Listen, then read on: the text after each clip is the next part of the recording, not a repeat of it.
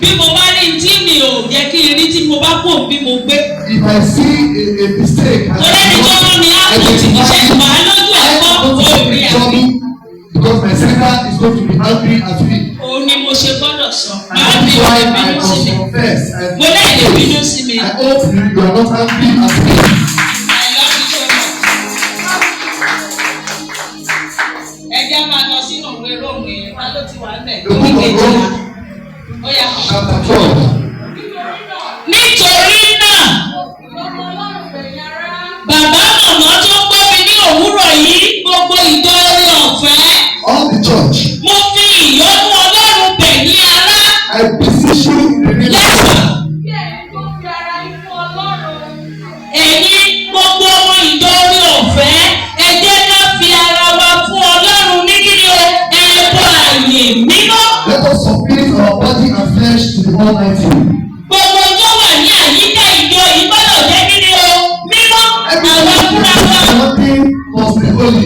Àwa fúnra wa gbọ́dọ̀ jẹ́ mímọ́. And we ourselves must be holy. Ìmúra wa, ìṣesí wa, ọ̀rọ̀ wa. Our attitude, our utterances, Gbogbo nǹkan tá a bá ń ṣe gbọ́dọ̀ jẹ́ everything mímọ́. we do must be holy. Nínú èrè wa, a gbọ́dọ̀ jẹ́ mímọ́. Our mindset must be holy. Praise the Lord. Hallelujah. Yes ma. Èyí ni iṣẹ́ ìsìn yìí tí ó tọ̀nà. Gbogbo àwa tá a wà bí ẹnu Bíbélì ní sókè. Everybody that are here, I want you to raise your Bible. Màámi, I love you. I will defend you. Torí gbogbo tí bá rí bí mo mọ̀ fẹ́ wà nílé bọ́sì ẹ̀ láti jíṣẹ́. Everything I see here, I must identify. Ẹ pàtẹ́wọ́ fúnra yín. Clap yourselves, everybody. Mo ò bá dé ṣọ́ọ̀ṣì kò ní ìmọ̀ ní Bíbélì o. If you go to another church, there's no Bẹ́ẹ̀ni ni ṣùgbọ́n aṣọ àdúrà ń tọ́jú lọ́sọ̀ àdúrà yìí lọ́sàn. Ó lé ní 1.5. The material that they use to show their garment is very Ó ní bad. bí ìjọba àkàkọ́ máa mú wọn lẹ́yìn wọn dì. The word that is going to make them just to remove those habits. Ṣùgbọ́n mo ní bẹ́ẹ̀ ni. But I pursue the habits. Ẹ jẹ́ kí ọ̀rọ̀ yẹn máa gbé wọn. Let somebody enjoy. Yes ma.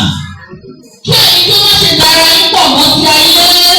Ẹ má ṣe tara yín pọ̀ mọ́ ayé yìí. Don't mix up yourself with the world. Ṣùgbọ́n bàbá bọ̀bọ̀. Hallelujah. Hallelujah. Ọmọ kérúbù ní tòótọ́. Cherubim and seraphim true. Ọmọ sẹ́ráfù ní tòótọ́. The cherubim that is true.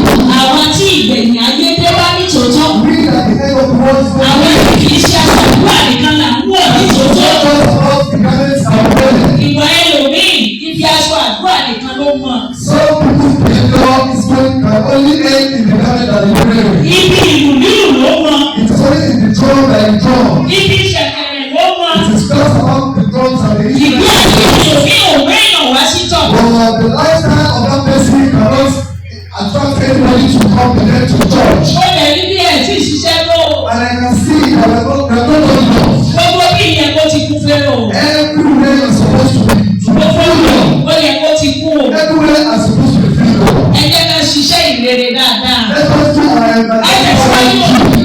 Ṣùgbọ́n o ẹ paradà láti di funfun nínú èrò inú yín. Ẹ ṣẹ̀ṣẹ̀ túbẹ̀ kà. Ṣùgbọ́n kí ẹ má ṣe tán pásítù. Kí ẹ má ṣe dára yín pọ̀ mọ́ ti ayé yìí. Bàbá ọ̀pọ̀ má dára rẹ̀ pọ̀ mọ́ ayé yìí. Kí ló wà nínú ayé?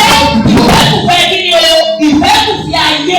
Bẹ́ẹ̀ni kan máa lọ sí ọjọ́ fún mi. Ọjọ́ yẹn ẹ máa lọ 2:15 kí ló wí? 2:15.